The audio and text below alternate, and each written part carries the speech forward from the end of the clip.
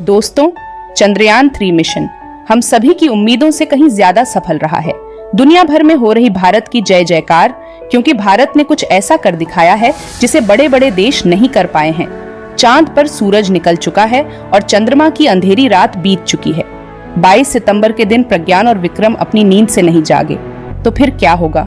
क्या इस मिशन को फेल समझा जाएगा? क्योंकि हमारे इसरो के वैज्ञानिकों ने 2 सितंबर के दिन इसके प्रज्ञान रोवर को और 4 सितंबर के दिन विक्रम लैंडर को गहरी नींद में सुला दिया था।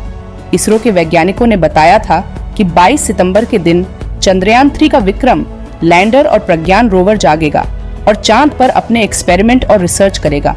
लेकिन जैसा कि आप सभी को मालूम होगा कि 22 सितंबर निकल चुका है और लोगों के मन में सवाल उठ रहा है कि क्या विक्रम लैंडर एक्टिवेट हो चुका है और चंद्रयान-3 एक्टिवेट होने के बाद चांद पर क्या करेगा? इन सवालों के जवाब जानने के लिए वीडियो को पूरा जरूर देखिए। लेकिन इससे पहले आप एक देशभक्त की तरह इस वीडियो को लाइक कर इसरो के वैज्ञानिकों के लिए कमेंट में जय हिंद जरूर लिखें। साथ ही अगर आप चैनल पर नए हैं तो इसे सब्सक्राइब भी जरूर करें। दोस्तों, चंद्रयान-3 को लेकर इसरो ने ये प्लान बनाया था कि वो इसको चांद के दक्षिण में लैंड कराएंगे और फिर विक्रम लैंडर और प्रज्ञान रोवर अगले 14 दिनों तक चांद के इस हिस्से में खोजबीन और रिसर्च का काम करेंगे और इस तरह लैंड होने के 14 दिनों में ये मिशन सक्सेसफुली पूरा हो जाएगा। इसरो ने यही प्लान बताया था। लेकिन अब जब चंद्रयान-3 ने चांद के दक्षिणी ध्रुव पर लैंड किया तो इसरो ने अपना प्लान बदल दिया। वैज्ञानिकों ने बताया कि अब यह मिशन सिर्फ 14 दिन में खत्म नहीं होगा, बल्कि उसके बाद इसका फेज 2 स्टार्ट होगा, जो कम से कम 14 दिन और चलने वाला है।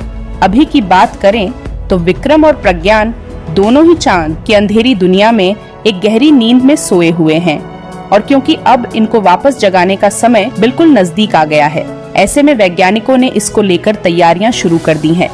विक्रम लैंडर और प्रज्ञान रोवर को इसरो के वैज्ञानिकों ने इस तरीके से चांद की धरती पर खड़ा किया था कि जैसे ही चांद पर पहली सुबह होगी और सूरज की पहली किरण चांद की धरती पर पड़ेगी, जिससे कि ये दोबारा चार्ज हो जाए और फिर से अपने एक्सपेरिमेंट को पूरा करे।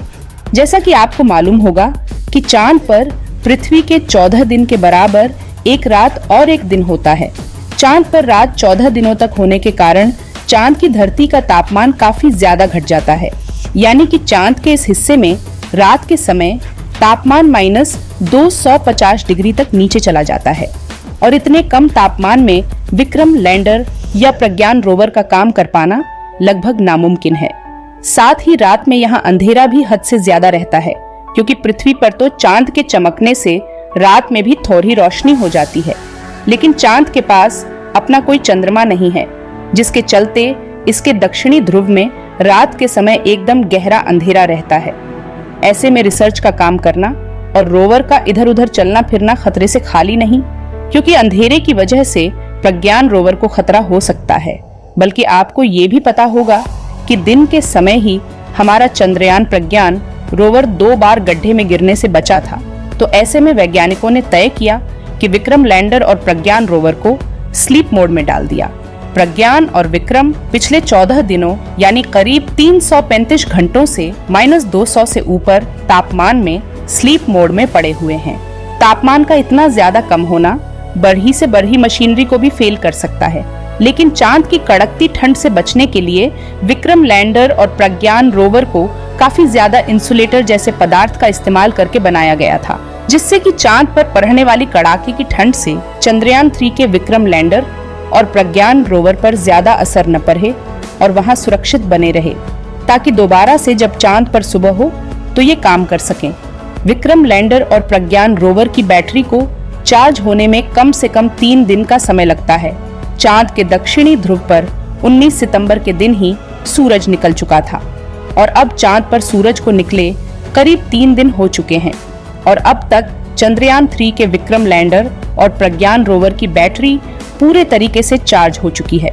विक्रम लैंडर और प्रज्ञान रोवर की बैटरी चार्ज होने के बाद बारी आती है वैज्ञानिकों को विक्रम लैंडर तक रेडियो सिग्नल भेजने की। स्लीप मोड में डालने से पहले इसरो के वैज्ञानिकों ने पहले प्रज्ञान रोवर को स्लीप मोड में डाला था, क्योंकि जब इसरो चंद्रयान-3 से संपर्क करता है तो सबसे पहले वह चांद के ऑर्बिट में घूम रहे चंद्रयान-2 के ऑर्बिटर को सिग्नल भेजते हैं उसके बाद ऑर्बिटर धरती से सिग्नल को रिसीव करके विक्रम लैंडर के पास भेजता है। ऐसे में विक्रम लैंडर को पहले बंद नहीं किया जा सकता था, इसलिए प्रज्ञान रोवर को स्लीप मोड में डालने के बाद विक्रम लैंडर के सारे आउटपुट सिग्नल को बंद कर दिया गया था, लेकिन उसके रिसीवर को चालू रखा गया था, जिससे जब चांद पर सुबह हो और उसकी बैटरी पूरी तरीके से चार्ज हो जाए तो वैज्ञानिकों के द्वारा रेडियो सिग्नल भेजा जाए। उसके बाद धरती से भेजे गए रेडियो सिग्नल को रिसीव करके जाग जाए और उसके बाद प्रज्ञान रोवर को भी जगा दें। प्रज्ञान रोवर ने चांद पर लेजर डिटेक्शन के द्वारा ऑक्सीजन की खोज तो कर ली थी, लेकिन हाइड्रोजन की खोज करना बाकी था। जैसा कि आपको मालूम होगा कि पानी हाइड्रोजन और ऑक्सीजन से मिलकर बना होता है। अगर चांद की धरती पर हाइड्रोजन की खोज हो जाती है तो चांद पर पानी पाए जाने की पुष्टि की जा सकती है। इसरो के वैज्ञानिकों के द्वारा आज विक्रम लैंडर के पास रेडियो सिग्नल को भेजा जाएगा, क्योंकि अब चंद्रयान 3 के विक्रम लैंडर की बैटरी पूरी तरह से चार्ज हो चुकी है और चांद पर सूरज को निकले लगभग 3 दिन हो चुके हैं। इसरो के वैज्ञानिक विक्रम लैंडर को जगाने के लिए सही समय का इंतजार कर रहे हैं। जैसा कि हमने बताया कि चांद के दक्षिणी ध्रुव का रात में तापमान -250 डिग्री सेल्सियस पहुंच जाता है और अभी चांद पर सुबह हुए केवल 3 दिन हुआ है और अब 14 दिनों तक सूरज निकला रहेगा। इस बार प्रज्ञान रोवर और विक्रम लैंडर 500 मीटर की दूरी तक जाकर चांद की अलग अलग जगह का डेटा इकट्ठा करके वैज्ञानिकों तक जानकारी भेजेगा। विक्रम लैंडर में 3 सोलर पैनल लगाए गए हैं, जिससे कि अगर सूरज की रोशनी का एंगल तिरछा भी रहता है तो किसी भी एंगल से किसी न किसी सोलर पैनल पर उसकी रोशनी पड़ती रहेगी और वह चार्ज होता रहेगा। लेकिन प्रज्ञान रोवर में केवल एक ही सोलर पैनल का इस्तेमाल किया गया है, जिससे उसकी दिशा को सही रखना काफी ज्यादा जरूरी होता है। जब प्रज्ञान रोवर एक्सपेरिमेंट करता है तो इसका विशेष ध्यान रखा जाता है कि जिस एंगल से सूरज की रोशनी आ रही हो, प्रज्ञान रोवर का सोलर पैनल उसी एंगल में सूरज की दिशा में रहे, जिससे कि लगातार उसकी बैटरी चार्ज होती रहे। जबकि विक्रम लैंडर में इसका ध्यान नहीं रखना होता है, क्योंकि विक्रम लैंडर को एक स्थान पर खड़े रहकर चांद की धरती का तापमान और प्लाज्मा रेडिएशन जैसे डेटा इकट्ठा करना होता है। जब उनकी बैटरी पूरी तरह से चार्ज हो चुकी है तो उन्हें अब एक्टिवेट हो जाना चाहिए, लेकिन अभी तक वह चंद्रयान 3 क्यों नहीं एक्टिवेट हुआ है? इसके लिए आपको बता दें कि आज के दिन चंद्रयान 3 को एक्टिवेट करने के लिए वैज्ञानिकों के द्वारा कमांड दी जाएगी, लेकिन अभी तक इसरो के द्वारा कोई भी सिग्नल नहीं भेजा गया है, इसलिए अभी भी चंद्रयान 3 का विक्रम डीएक्टिवेट है। भारत के सभी लोगों के मन में चिंता है कि चंद्रयान 3 आज के दिन एक्टिवेट होगा या फिर नहीं, क्योंकि जब तक इसरो के वैज्ञानिकों के द्वारा चंद्रयान 3 से संबंधित कोई भी जानकारी नहीं दी जाती है, तब तक हमें सही जानकारी मालूम नहीं चलेगी कि हमारे चंद्रयान 3 का विक्रम लैंडर अभी भी सही सलामत बचा हुआ है या फिर चांद पर कड़ाके की ठंड में नष्ट हो चुका है। जैसा कि आपको मालूम होगा कि 22 सितंबर का दिन बीत चुका है और अभी तक चंद्रयान 3 के बारे में कोई भी जानकारी नहीं मिली है।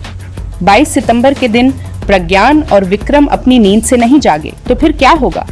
क्या इस मिशन को फेल समझा जाएगा? चंद्रयान 3 के दोबारा से जागने के लिए इस समय आपकी काफी ज्यादा दुआओं की जरूरत है, इसलिए कमेंट बॉक्स में चंद्रयान 3 के जागने की दुआएं करते रहे। इस वीडियो को एक लाइक जरूर करें और अपने दोस्तों तक इस वीडियो को शेयर जरूर करें, ताकि उन्हें भी जानकारी मिल सके, और अपने भरोसेमंद चैनल को सब्सक्राइब जरूर करें। मिलते हैं किसी और नॉलेजेबल वीडियो के साथ। वीडियो को अंत तक देखने के लिए धन्यवाद।